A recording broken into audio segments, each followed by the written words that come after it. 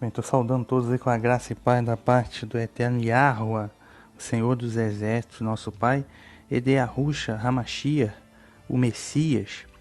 A gente está com uma jornada aqui, redescobrindo o Apocalipse, e a gente está numa jornada rumo ao capítulo 22 do livro do Apocalipse. Nesse momento estamos adentrando no capítulo 17, né, dessa jornada.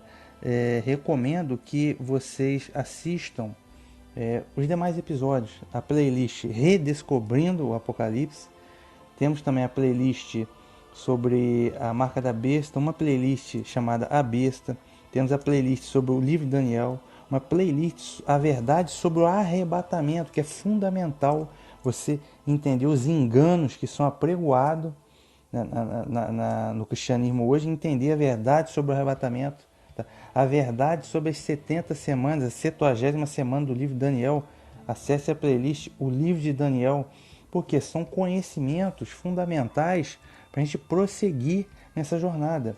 Tem também uma playlist ali sobre as 7 igrejas, que é muito importante também assistir, de modo que vocês tenham base e consistência para chegar aqui no Apocalipse capítulo 17, ok? Então, esse é o quadro Redescobrindo o Apocalipse.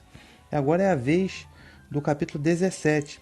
O episódio de hoje é A Grande Babilônia. Esse é o episódio A Grande Babilônia. Vamos então ao Apocalipse, capítulo 17, que diz assim, verso 1. Um dos anjos das 7 taças veio me convidar. Venha, vou lhe mostrar como será julgada a grande prostituta, que está sentada à beira de muitas águas. Repetindo, verso 1. Um dos anjos das 7 taças veio me convidar. Um dos anjos das 7 taças. Bem, capítulo 15 e 16, a gente viu as 7 taças e as 7 pragas. É uma profecia que ainda não se cumpriu, que são as pragas, os cataclismas que virão sobre a terra, né, sobre a humanidade, logo depois que for consolidado o reino da besta e do antimessias, e for colocada a marca da besta, depois da imagem da besta. Quando eles disserem a paz e segurança, virá as 7 pragas. Okay? E um dos anjos das 7 pragas, no caso, anjo aqui, ágelos do grego, significa mensageiro, tá? Aqui simbolicamente é um anjo, um ser celestial, né? Um anjo, ser celestial. Mas, quando da aplicação terrena dessa profecia, o anjo, ele é mensageiro. Esse mensageiro pode ser uma pessoa, tá? Ou um grupo de pessoas, né? Como a gente já estudou nos anjos das trombetas, né? As trombetas, as 6 trombetas, capítulo 8 e 9, que já aconteceram. Aí você tinha lá as tribos bárbaras guerreando com o Império Romano, nas 4 primeiras trombetas, e os anjos eram os líderes daquelas tribos bárbaras, né? E não necessariamente eram pessoas boazinhas, e eram pessoas que sabiam o que estava fazendo, que estavam cumprindo profecia, né? Os 4 anjos do rei Eufrates, né, na 6ª trombeta, quem eram? Os 4 sultões do Império Turco-Otomano que foram guerrear com o Império Bizantino. Então eram anjos mensageiros que foram cumprir algo profético do Eterno, mas que não necessariamente eram pessoas boazinhas, ou que não necessariamente era um profeta, ou um apóstolo, ou uma pessoa que tinha consciência que estava a serviço do Eterno. Okay? Mas estavam sendo usados pelo Eterno para atender seus propósitos. Então, anjo é mensageiro. Um dos anjos das 7 taças então é um desses mensageiros que vem trazer a mensagem, que diz o seguinte: venha, vou lhe mostrar como será julgada a grande prostituta que está sentada à beira de muitas águas. Quem é essa grande prostituta?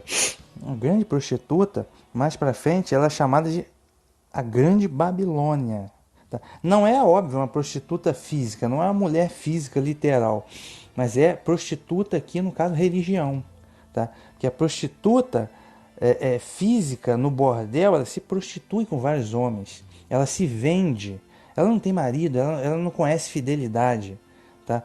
Ela se deita com quem pagar. Tá? Então, ou seja, a prostituta é sinal de iniquidade, tá? De pecado, de imoralidade, de infidelidade. No caso, a gente passa isso para o lado espiritual, né? infidelidade espiritual, pecado, no caso a prostituta é falsa religião, tá? Um império mundial de falsa religião. 99% da religião mundial está errado, está em desacordo com as escrituras, ok? E vai ser destruída. Então essa é a grande Babilônia, a grande prostituta. Então aqui é uma prostituição espiritual, tá? Porque não é fiel aos mandamentos da lei de Deus, ok? Não é fiel ao testemunho do Messias e Yahushua, vocês conhecem como Jesus, ok?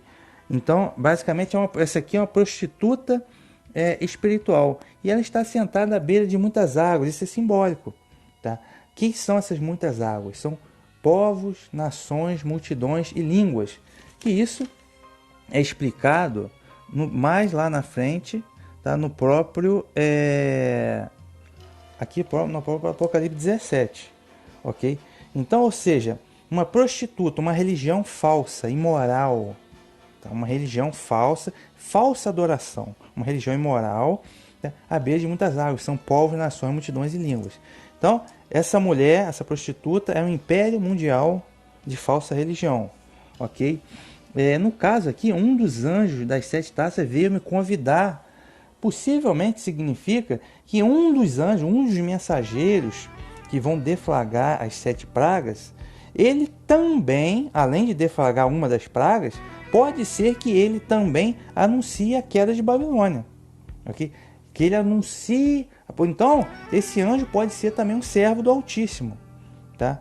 Que esteja também, além de deflagrar uma das pragas, ele também venha a anunciar a queda, a falsa adoração e a queda do Império Mundial de falsa religião, ok? Pode ser isso também. E pode ser também que esse mesmo anjo seja um dos 3 anjos aqui do Apocalipse capítulo 14, tá? Que diz assim, o segundo anjo, Apocalipse 14, verso 8. Tá? Apocalipse 14, verso 8, que diz assim, ó: e o outro anjo seguiu, dizendo, caiu a grande Babilônia, aquela grande cidade, que todas as nações deu a beber do vinho da sua prostituição. Né? Esse anjo aqui, do Apocalipse 14, está anunciando a queda do Império Mundial de falsa religião, denunciando a falsa adoração. Então, pode ser o mesmo anjo, esse anjo aqui, segundo anjo do Apocalipse capítulo 14, pode ser o mesmo anjo, um dos 7, das 7 pragas, tá? E o mesmo aqui do 17 capítulo 1 pode ser a mesma pessoa, ou o mesmo grupo de pessoas, pode ser que se repita, ok? Mas, então, é esse o possível significado. Continuando aqui, lembrando que no final aqui do Apocalipse, a gente tem a Apocalipse 16, verso 19, a grande cidade partiu em 3 pedaços e a cidade da nação. Deus se lembrou então da Babilônia grande para lhe dar o cálice do vinho do furor de sua ira. Então, esse Império Mundial de falsa religião, ele vai ser julgado e condenado por Deus. Que é o que? Um grande ecumenismo mundial, uma grande religião ecumênica mundial que eles estão preparando, tá? Eles estão preparando aí para a nova ordem mundial. Mas enfim, continuando aqui no verso 1, eu vou dar uma passadinha lá no Salmo 29, verso 3, para a gente poder ter um melhor entendimento acerca dessa questão aí. Deixa eu ver. Jeremias, na verdade, vou em Jeremias 51, verso 1 e 3, para a gente poder ter um melhor entendimento da situação. Jeremias 51, verso 1 e verso 13, diz assim, ó: assim diz Yahuwah, eis que levantaria um vento destruidor contra a Babilônia e contra os que habitam no coração dos que se levantam contra mim. Ó tu, verso 13, ó tu que habitas sobre muitas águas, rica em tesouro, chegou o teu fim à medida da sua avareza. Então, Jeremias 50 e Jeremias 51 está profetizando a queda da Babilônia. No caso, a Babilônia de Nabucodonosor, tá? O grande império da Babilônia. Tá? E quando ele diz assim, ó tu que habitas sobre muitas águas. Por quê? Porque o império da Babilônia naquela época, 6 séculos antes do Messias, abarcava, conquistou e abarcou inúmeras nações. Então era um grande império. Então essas muitas águas são as muitas nações que ela conquistou. De igual modo, né, nesse projeto globalista que eles têm, Nova Ordem Mundial, uma religião ecumênica mundial que englobe todas as religiões, né, e todos os povos, muitas águas, é isso que significa. Tá? Ainda vou dar um pulinho aqui para a gente entender melhor esse conceito agora de prostituição. Apocalipse capítulo 2, verso 20. Isso aqui é importante. Apocalipse 2, verso 20 diz assim, ó, é a mensagem à igreja, a quarta igreja do Apocalipse, né? Tiatira, diz assim, ó: mas tenho contra ti que tolera Jezabel, mulher que se diz profetiza, ensinar e enganar meus servos para que se prostituam e comam sacrifícios da idolatria. Tá? Tenho contra ti que tolera Jezabel, ensinar e enganar meus servos para que se prostituam e comam sacrifícios da idolatria. Ou seja, esse aqui é um alerta que ele está dando à igreja de Tiatira, que no caso é a igreja católica, né? Se prostituem como sacrifício da idolatria. No caso, não é uma prostituição física, é uma prostituição espiritual. Quer dizer, prostituição, isto é não ser fiel ao Messias, tá? Infidelidade para com o Messias e se prostituir para com o que? Sacrifício da idolatria. Idolatria, que idolatria em muitas imagens de santos, bezerro de ouro, pão Deus lá dele, e o Papa vigário do Filho de Deus, e por aí vai. Tá? Tudo isso é idolatria, várias imagens, idolatria. Culto ao sol invencível do Natal, do domingo do sol invencível, tá? E aquela história como um sacrifício da idolatria, que é o bezerro de ouro que eles comem lá toda a missa, entendeu? Então é isso que significa. Então percebam que a prostituição espiritual significa também idolatria, tá? Falsa adoração, ok? Então, a noiva fiel, ela obedece os mandamentos, tá? Então, quando diz o mandamento, ó, não faça imagem de escultura, não pode fazer imagem de escultura, ponto final. Você tem que ser fiel ao mandamento, você tem que ser fiel ao testemunho do Messias, você tem que ser fiel ao Criador, você não pode prestar culto de qualquer maneira a coisas e pessoas. Então, o que eu quero é que vocês entendam que a prostituição espiritual é o mesmo que idolatria, ok? Idolatria tem tudo a ver com prostituição espiritual, isso a gente precisa entender. Verso 2 aqui do Apocalipse 17. Os reis da terra se prostituíram com ela, tá? Os habitantes da terra ficaram bêbados com o vinho da sua prostituição. Repetindo, os reis da terra se prostituíram com ela. O que significa isso? Significa que esse império mundial de falsa religião, ele se prostitui com os governantes da terra, com os reis, com os presidentes, com os governantes. Por quê? Porque é uma religião prostituta, é uma religião que não é fiel ao Criador, tá? É uma religião que é fiel com os ricos e poderosos do mundo, tá? E os ricos e poderosos do mundo, por sua vez, se prostituem com essa religião prostituta, tá? Por quê? Para poder alcançar os seus interesses terrenos, tá? Vou citar um exemplo bem atual, tá? Dentro do quantos pastores aí são candidatos a político, entra para política, tá? Para quê? Porque eles sabem, tá? Que eles vão se dar bem ali economicamente, tá? Então, ou seja, uma religião prostituta, se prostitui com a política, com a corrupção do mundo ali, tá?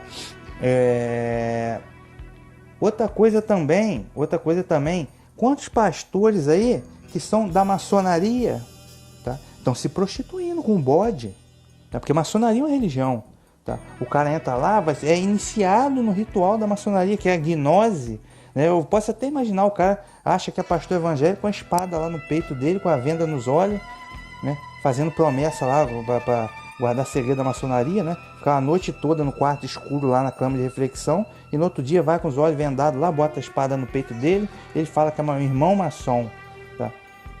Porque ele sabe que ele vai se dar bem lá com os ricos lá dentro da maçonaria, entendeu? Tá se prostituindo com o bode, tá sentando no colo do bode, tá?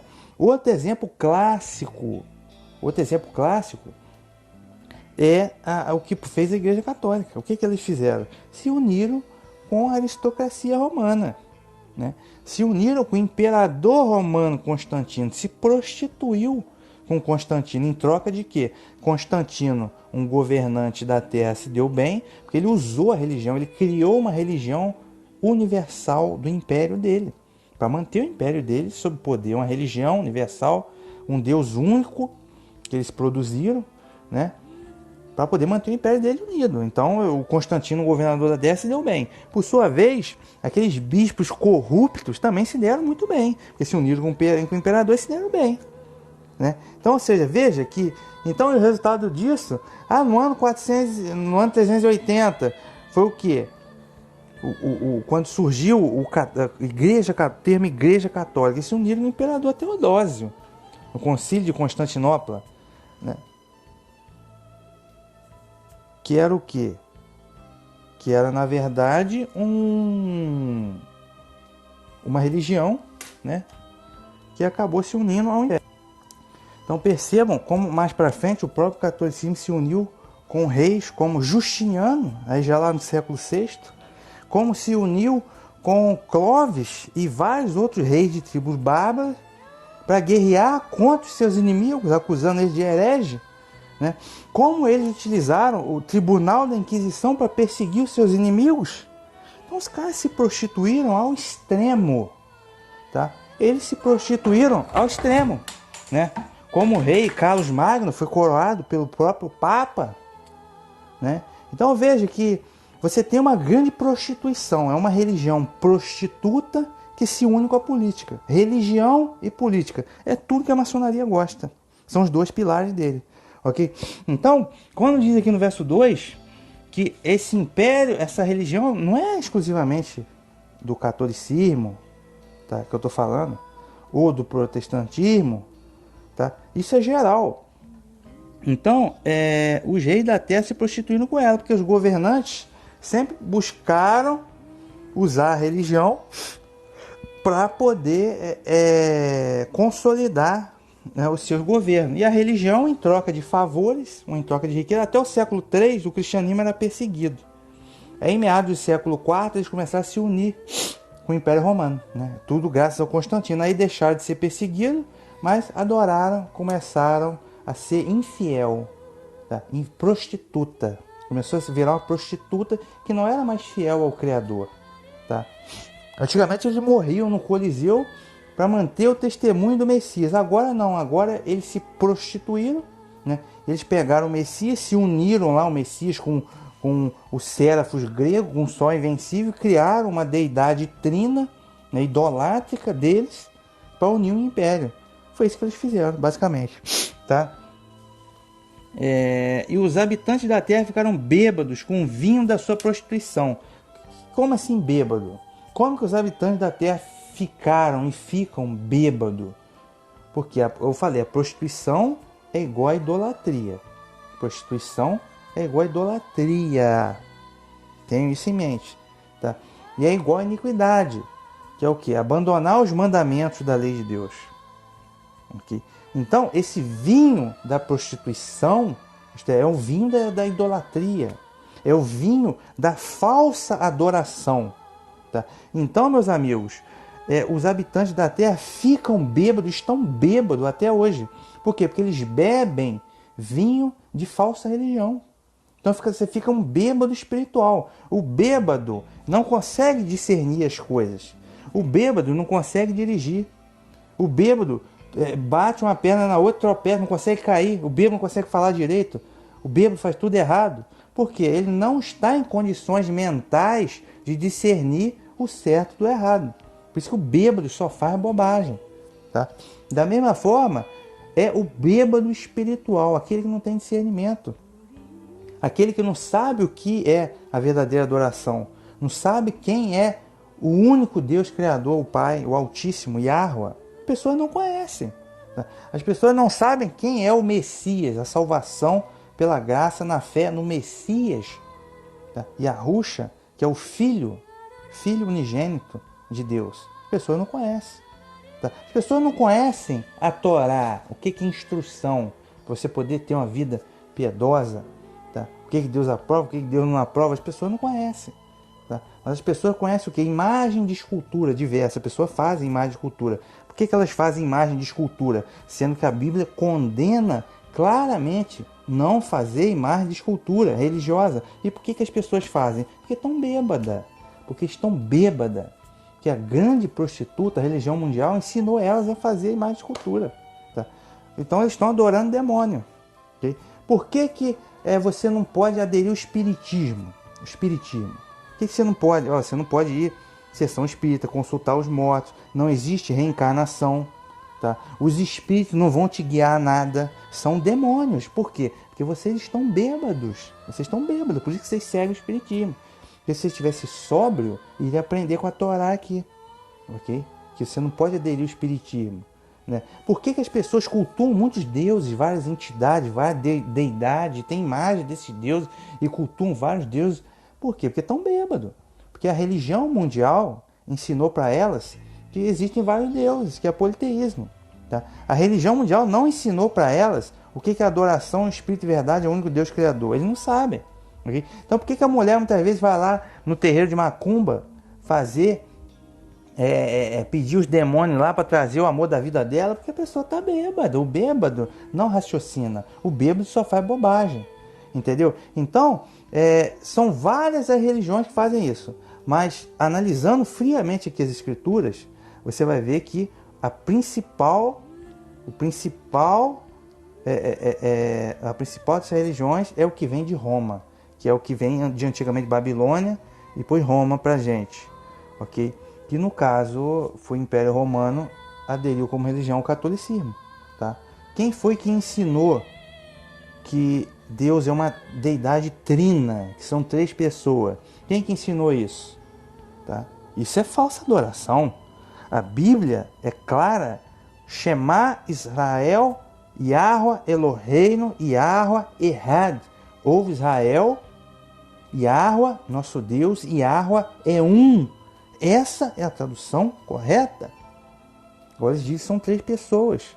De onde veio essa ideia? É uma religião que se prostituiu com os reis da terra, com o Império Romano. E para atender a todo o Império Romano, eles precisaram criar ou fazer uma adaptações na Bíblia.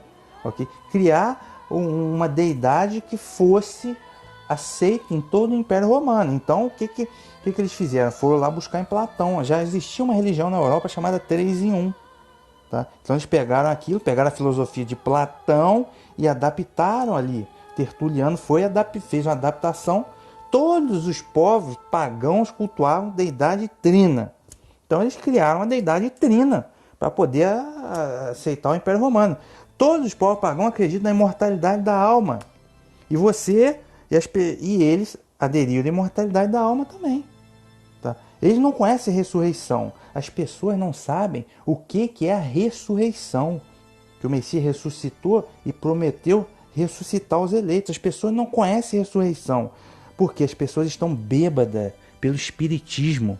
Pela imortalidade da alma, que é espiritismo. Ok? As pessoas acreditam em Platão, em várias coisas pagãs. Estão bêbados. Vocês estão bêbados. Ok? E várias outras doutrinas, imagem de escultura, estão bêbados para fazer isso. Entendeu? Então, quem bebeu do vinho da falsa religião mundial, fica bêbado. Ok? Agora, a partir do momento que você lê a Bíblia, aí você vai deixar de ser um bêbado. Tá? Você esquece a religião, meu amigo. Busque a orientação do Espírito Santo. Aí você vai deixar de ser um bêbado espiritual. E você vai ser sóbrio. Okay? Então percebam que o vinho do Império Mundial de Falsa Religião, quase 99% das pessoas estão bêbadas. Entendeu? Esse é o vinho da falsa adoração. Então até hoje as pessoas, mundo afora, no mundo inteiro, estão bêbadas. E cada vez mais os enganos vão se multiplicando e as pessoas vão ficar cada vez mais bêbadas. Tá? Essa é a grande realidade. Continuando aqui. A outra coisa, o Messias, é até curioso, né? O Messias não se chama Cristos. Por quê? Porque já existiam outros deuses chamados Cristos, muito antes do cristianismo. Um exemplo era o Deus que foi cultuado no Império Grego, do Antíoco Epifânio. Antíoco Epifânio, ele queria um Império unido. Então o que ele fez? Ele foi para a religião.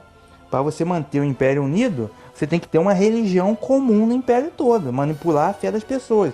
Então, por exemplo, as pessoas no Egito cultuavam o Apis, o boi Apis. Tá? E já lá na parte grega, o pessoal gostava dos Séraphos. Né? E os gregos não gostavam de animais, pessoas com cabeça de animal. Aí ele tentou adaptar, ele transformou o boi Apis num homem com cabeça de boi. Né? Só que isso não foi aceito no Egito, mas não foi aceito na Grécia, porque os gregos achavam abominação essa história de deuses com corpo de homem e cabeça de animal. Então não deu muito certo. Tá? Então o que ele fez? Ele fez mais uma adaptação. Foi lá no Egito, tirou a cabeça de boi e colocou a cabeça de homem. Ah, esse aqui é o Apis, é a mesma coisa. Tá? Então, e as pessoas continuaram a aceitar. Ah, é o Apis, tudo bem. Aí transformou no Seraphos Christus. Seraphos Cristo. Era o Deus único do Império Grego de Epifânio. Ele fez isso, ele adaptou. Aí depois, o que Constantino fez com a Igreja Católica? Vamos adaptar. Ó, tem um Seraphos Christus aqui, né? Mas a gente adora o Sol Invencível, a maior entidade do Império Romano. Então, só que a gente tem o Messias da Bíblia. O que a gente vai fazer? Não, a gente vai unir isso tudo, né? Com a Trindade de Platão e vamos produzir uma deidade para atender o Império Romano toda. Aí virou Jesus Christus. Jesus Christus, que conhece hoje como Jesus Christus. Né? Trino solar, que é uma mistura dessas deidades todas que eles fizeram lá atrás. Okay? O Messias, o verdadeiro Filho de Deus unigênito, Yahushua, não tem nada a ver com isso. Entendeu? Não tem nada a ver. Mas as pessoas estão completamente bêbadas com o vinho da falsa religião mundial. Okay? Isso que significa. Verso 3. E o anjo me levou em espírito até o deserto. Tá? E o anjo me levou em espírito até o deserto. No caso, me levou em espírito, quer dizer que ele teve um arrebatamento de sentidos. Tá? Ele teve um arrebatamento de sentidos onde ele teve essa visão. Tá? Essa visão profética. Isso que significa. Então, até o deserto. Ele foi até o deserto. A gente vai entender daí a pouco por que ele foi até o deserto. Porque no verso 1 está dizendo que a prostituta estava sentada sobre muitas águas. Agora ele está dizendo que foi para o deserto. É uma aparente contradição, mas a gente já vai entender. Aí no deserto, né? Aí eu vi uma mulher sentada sobre uma besta de cor escarlate, tá? Cheia de títulos blasfemos. A besta tinha 7 cabeças e 10 chifres. Né? Aí, no deserto, ele viu uma mulher assentada sobre uma besta de cor escarlate e cheia de títulos blasfemos. Essa mulher, que a gente vai ver daí a pouco, é a grande prostituta, é a grande Babilônia, que é o Império Mundial de falsa religião. Ela estava assentada sobre uma besta. Tá?